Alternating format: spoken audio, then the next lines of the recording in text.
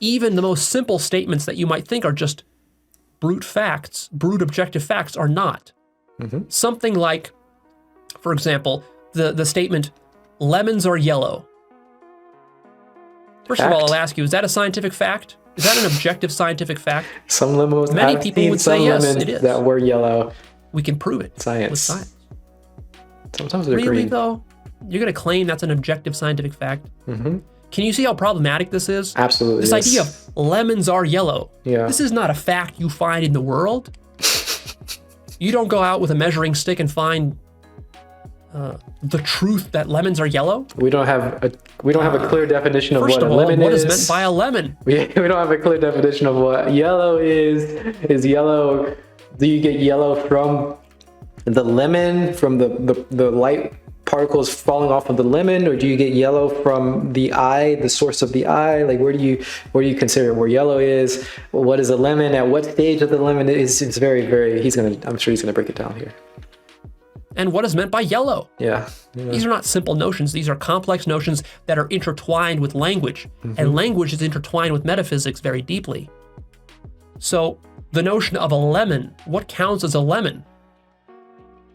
What if there exists, most conventional lemons that they sell at the supermarket are yellow when they're ripe. When they're ripe, yep.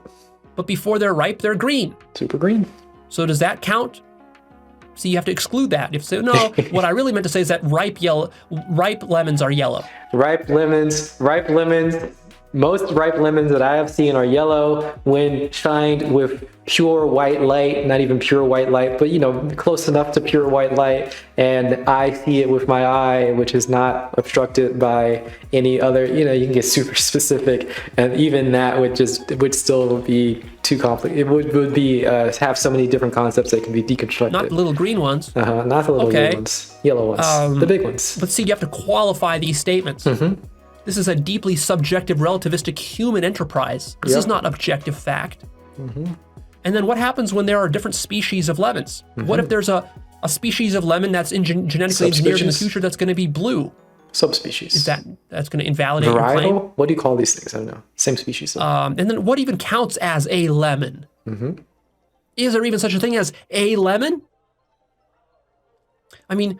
See, this gets into another thing, like how the way that we investigate a particular lemon, like something that we call a lemon, and the way that we investigate the category of lemon are very different things. He's not actually explicitly saying it, but this is what he's pointing out. This is the issue. When you say that lemons exist or lemons have this quality, particular lemons may have this quality and particular lemons may exist, but the category of lemon and doesn't have these qualities and does not exist. And I'm saying does not as in the way that we investigate the category of lemons and the qualities that the category of lemons have is very, very different, vastly different than the way that we investigate a particular lemon and a particular qualities and the ones that you've seen in your past historically.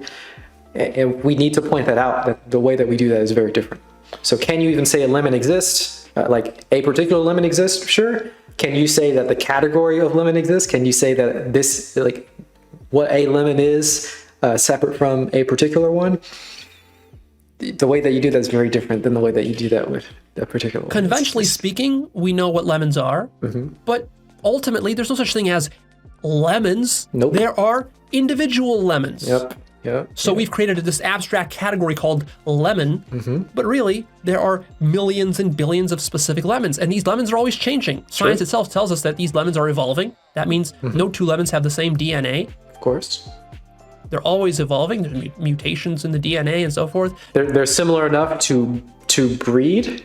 How does that even work? The lemon can make a tree which could breed with other lemon trees, which would mean that they are in the same category, which they're in the same species. But then that breaks down to like, how do we determine what is a species? How do we know if a lemon creates a lemon tree that can, mate with another lemon? Like it gets so bizarre. Like, am I and Leo, are we the same species? Well, by definition, we need to be able to breed and have children. If we can breed and have fertile children, then we are the same species. Well, I don't think I mean, I guess we could try, but I think it'd be very difficult for us to have fertile children. So how do we even consider ourselves the same species? Like, what is our definition of what species is?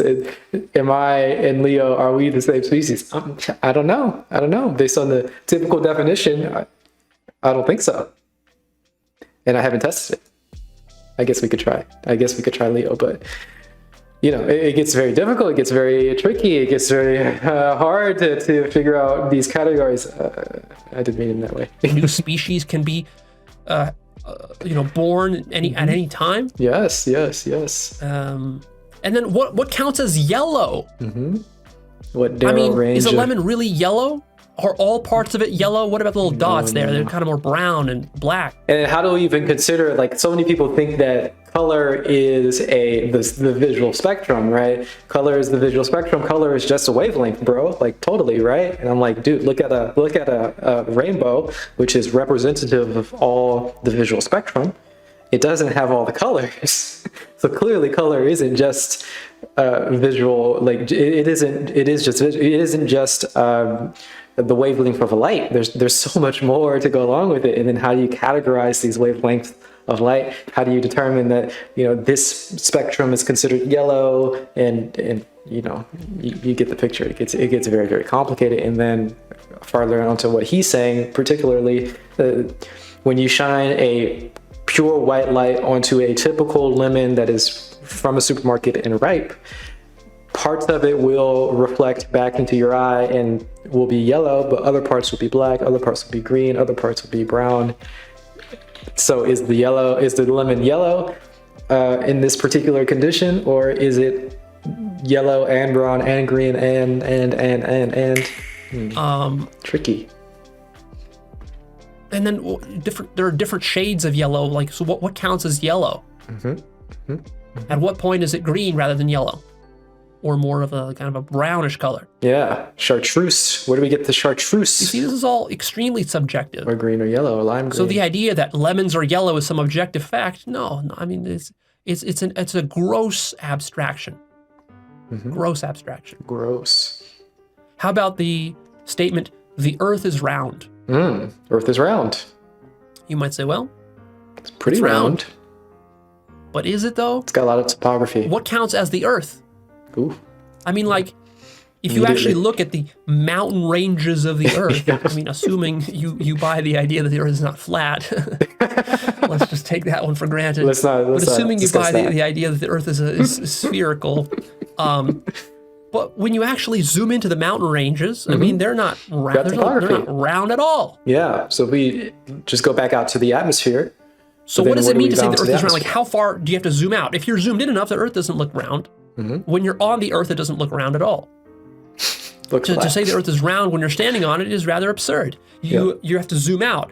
So you have to zoom out, but then, so when you say the earth is round, you're sort of privileging the zoomed out position rather than the zoomed in position, which is true. Which resolve is more important, higher resolution or lower resolution?